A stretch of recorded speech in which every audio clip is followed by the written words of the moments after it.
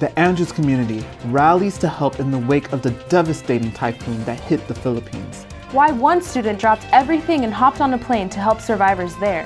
How the university is reaching out to international students this time of year. And what one seminary student is doing to keep our community fit.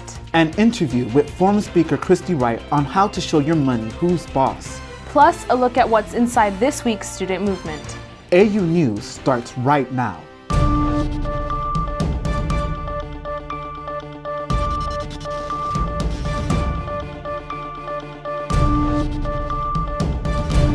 This is AU News. Well, hello there, and welcome to AU News. We're so glad you could join us. I'm Stephanie Racinos. And I'm Emmanuel Leonard. AU News is a joint production of the Intro to News Production and News Editing classes in the Department of Communication. In the wake of the devastating typhoon that pummeled the Philippines 2 weeks ago, the Andrews community rallied to raise funds to help the rebuilding efforts. The Symphony Orchestra held its annual fall concert at the Howard Performing Arts Center last Saturday evening. Directed by Claudio Gonzalez, the orchestra concert raised nearly $2,000 for the Adventist Development and Relief Agency. Meanwhile, the Michiana Philam Church held a food fair Sunday to help the Philippines. More than 5,000 people lost their lives and over 1,000 are still missing. You can help by visiting this website. Andrews University is home to more than 60 Filipino students and many more Filipino Americans.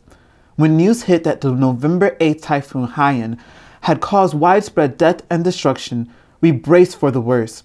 Here's Rebecca Coleman with a look at the wrenching moments some students experience waiting for news from their families and loved ones.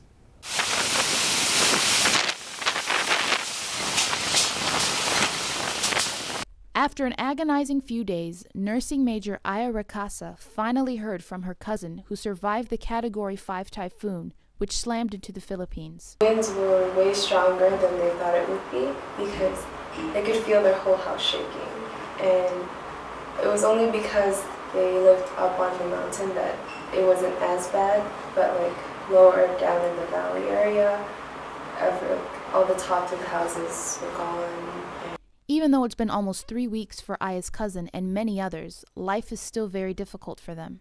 At this point, it's just trying to clear out everything because roads are still hard to get to because there's still places that haven't been reached, so numbers are still kind of going up. So. Engineering student and president of the Andrews Filipino International Association says his family wasn't affected, but he knows several students and faculty who were. When the storm first started, they had no contact with them completely. Power lines were down and everything. And it took a big effort to try to find out if they were alive or not. He's grateful that they're all now accounted for. That we found out that all of the people who we've been praying for, looking for, I would say the people who I know specifically who have been they've been looking for their family. They were able to find them, thank God, and they were found to be all right. Father God in heaven, we thank you, O Lord, for being. Within the days of the typhoon, the university sprung into action. And AFIA, which was planning to help out earthquake victims in the Philippines, switched gears immediately. We have started with an initiative of selling our leftover apparel. We had extra beanies and sweaters that we were selling, and we were able to sell all of our beanies and most of our sweaters out to Andrews students and whoever wanted to help, and we also set up donations that people were willing to give. In the first 2 weeks, they raised $1,300, and they have plans for other events. For the rest of the semester, we're starting this effort called Many Hands, One Hope, and basically a lot of different other organizations around campus, churches or other clubs, have been meaning to help ADRA, help AFIA to give donations to the Philippines. And what AFIA is trying to do is get all of these little things that are happening and put them under one kind of title so that we could be able to help support them and help advertise it to everyone on campus. Rebecca Coleman for AU News. Now, as students hit the roads and head home for Thanksgiving break, one graduate student is bound for the Philippines. Zachary Weems explained why this AU student felt he had to drop everything to go on a 10-day mission trip.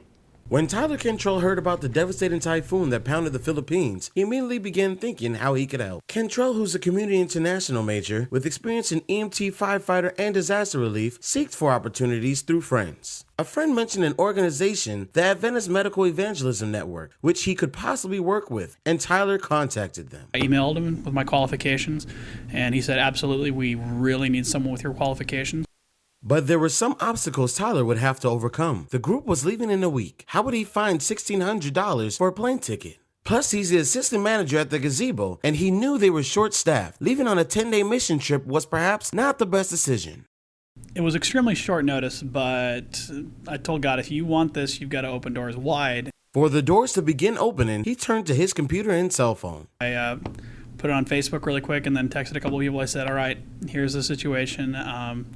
I have everything good to go. I just need a plane ticket over there and then a little bit of help with food and whatnot while I'm there.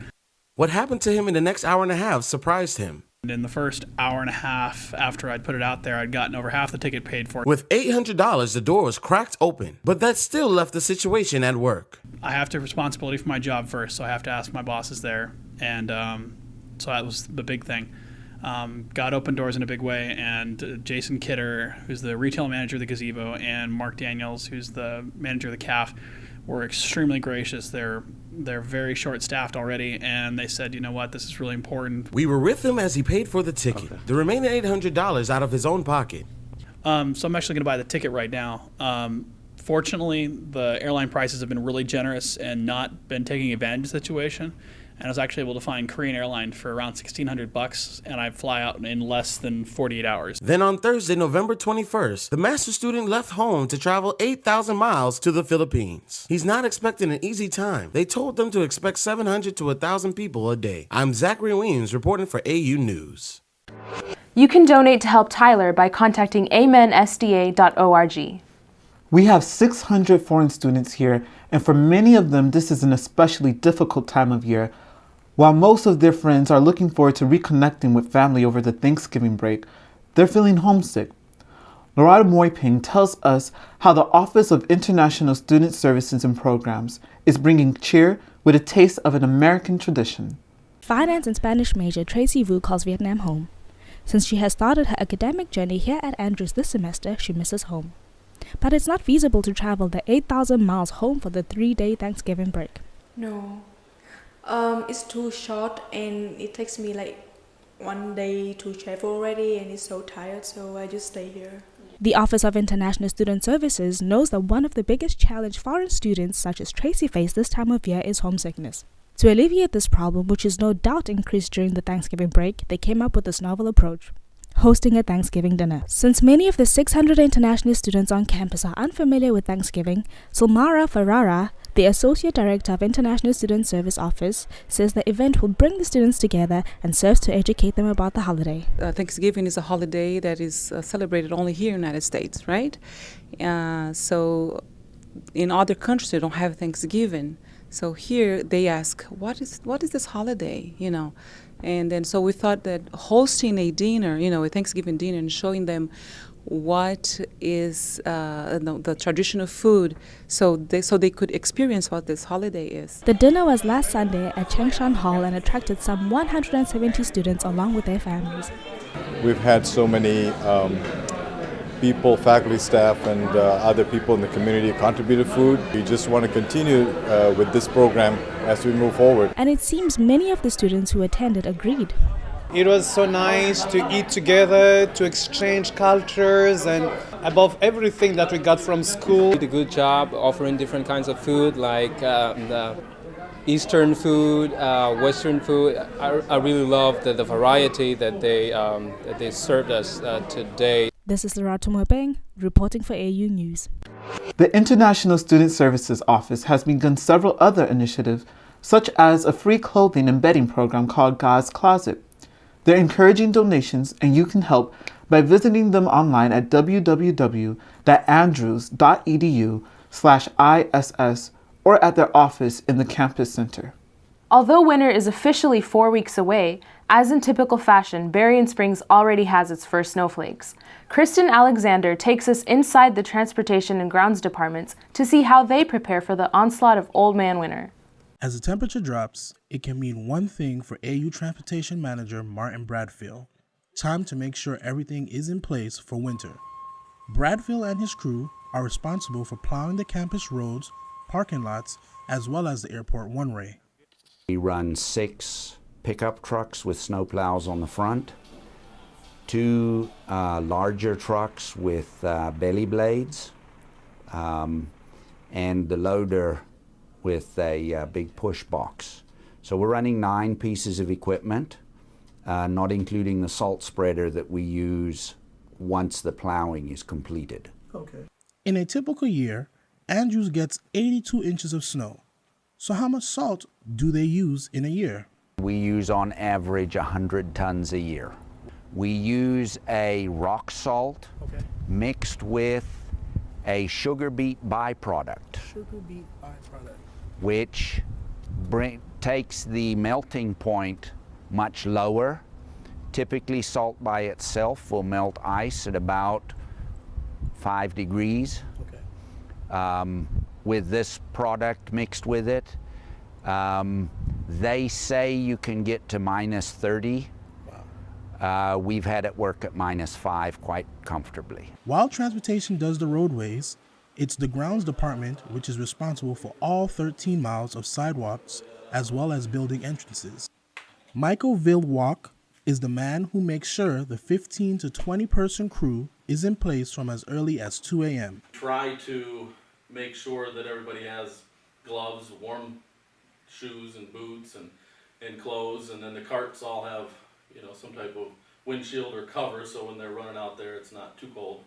Our tractors, of course, have to be prepped and ready to go with the different kind of implements that we use.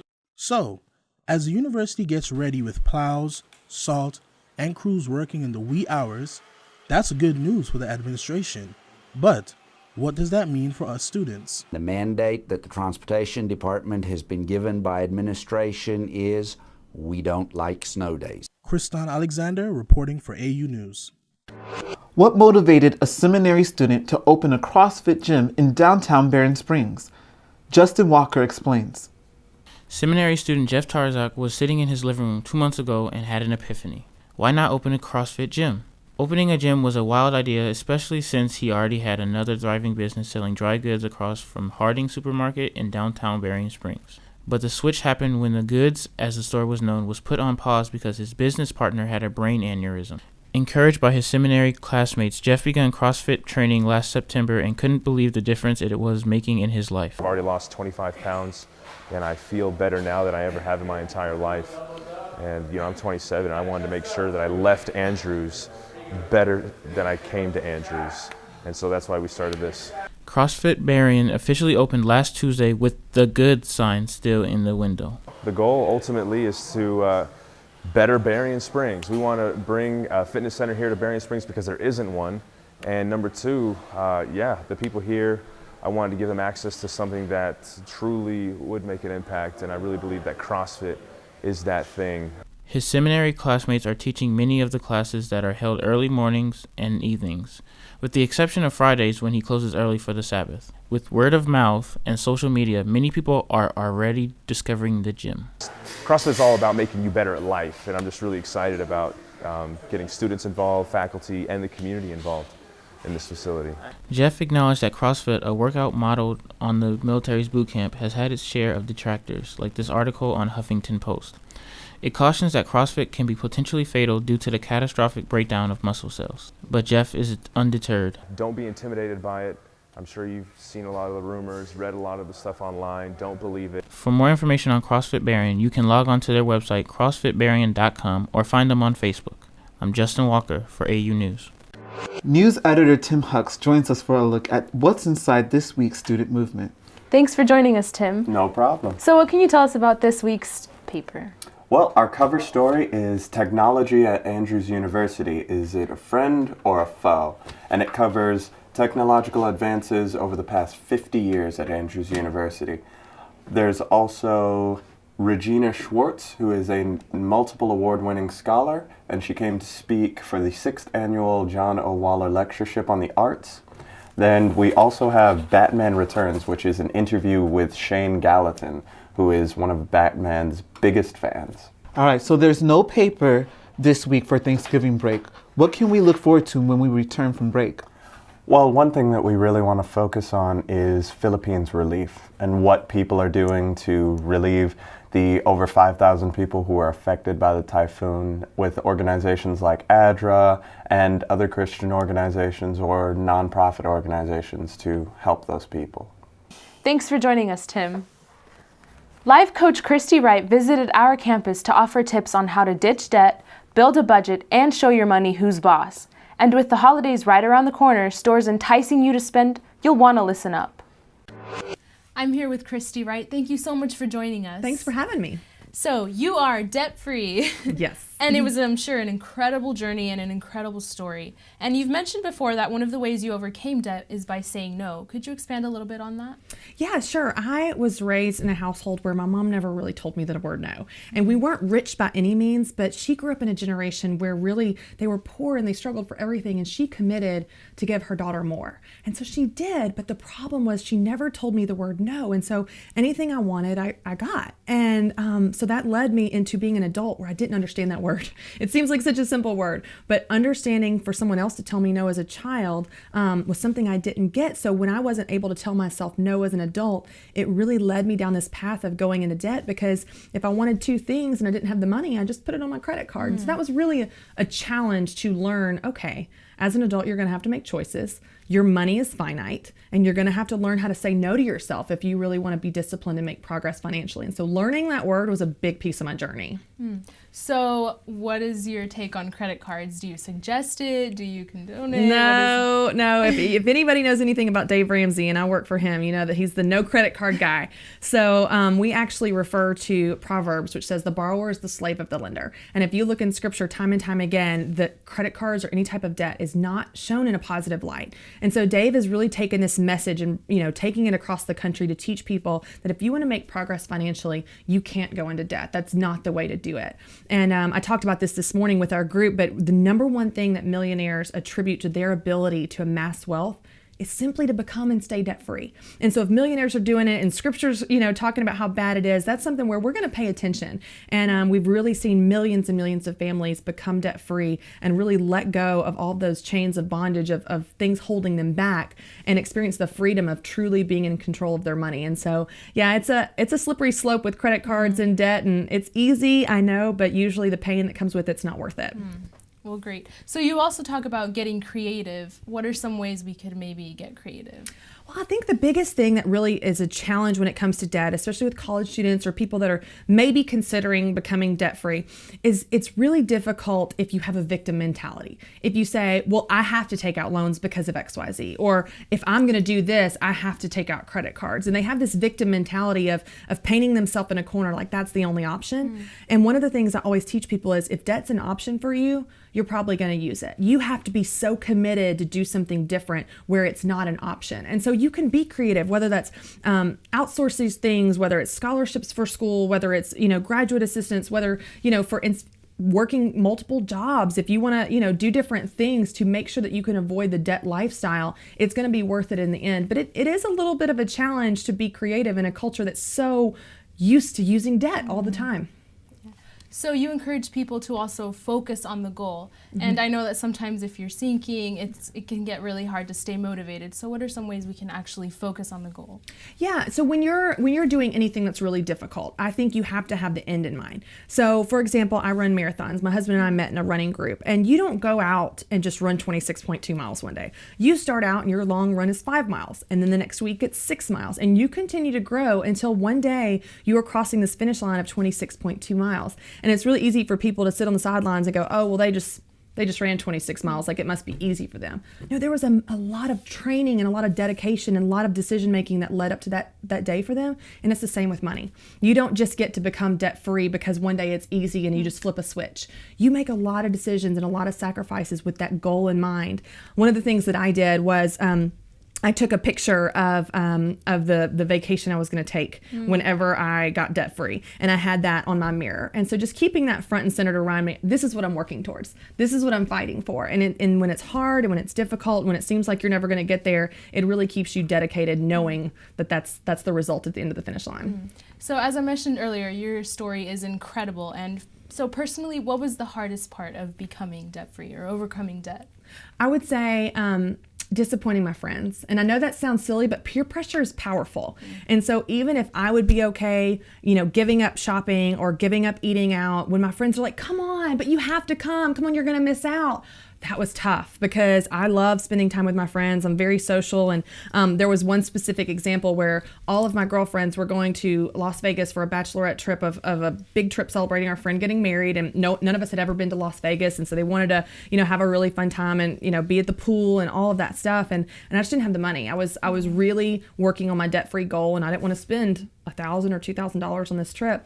And all of them, they were so hard. I mean, Christy, put it on your credit card. Christy, I'll give you the money. I'll loan you. And I was like, y'all are missing the point. I have to say no.